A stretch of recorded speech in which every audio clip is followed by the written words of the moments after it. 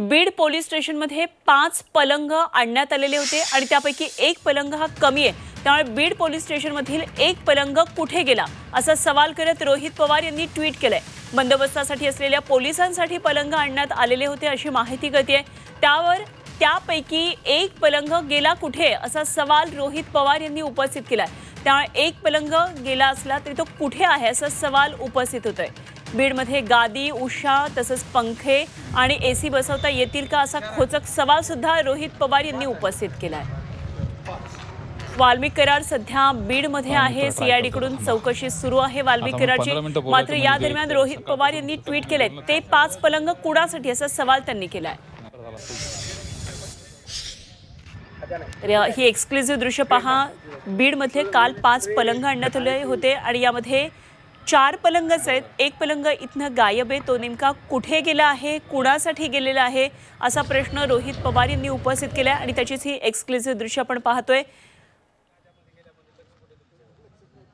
तर नेमकं या ठिकाणी काय झालंय आणि पलंगांबाबतचं हे गूढ नेमकं काय आहे आढावा घेतलाय आमचे प्रतिनिधी विष्णू बुर्गे। पोलीस स्टेशन शहर पोलीस स्टेशन या ठिकाणी आहे आणि याच पोलीस स्टेशन मधल्या कॉटची चर्चा मोठ्या प्रमाणात सुरू असल्याचं पाहायला मिळतं। याच ठिकाणी कॉट ठेवण्यात आलेले होते। काल 5 कॉट या ठिकाणी उतरवण्यात आलेले होते आणि हे जे कॉट आहेत त्याचं ट्विट रोहित पवार आणि अनेक राजकीय लोकांकडून करण्यात आलेलं होतं।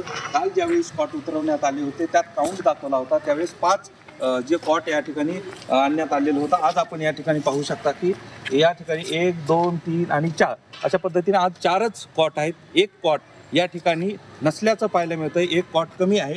त्यामुळं हा कॉट गेला कुठं असे देखील प्रश्न उपस्थित केले जात आहेत। त्याचबरोबर अचानक वाल्मिक कराड हे मध्ये असताना कॉट का आणले गेले असे देखील प्रश्न उपस्थित केले जात आहेत। त्याचबरोबर एसी, पलंग आणि वेगवेगळे इथं उपकरणं येणार का अशी देखील चर्चा राजकीय लोकांकडून केली जात आहे। त्यामुळं कॉटचा विषय या ठिकाणी पुन्हा एकदा गरम झाल्याचं पाहायला मिळतंय। त्यामुळं ह्या कॉटची चर्चा आता राज्यभरात होताना पाहायला मिळते। विष्णू बुर्गे, 24 तास, बीड।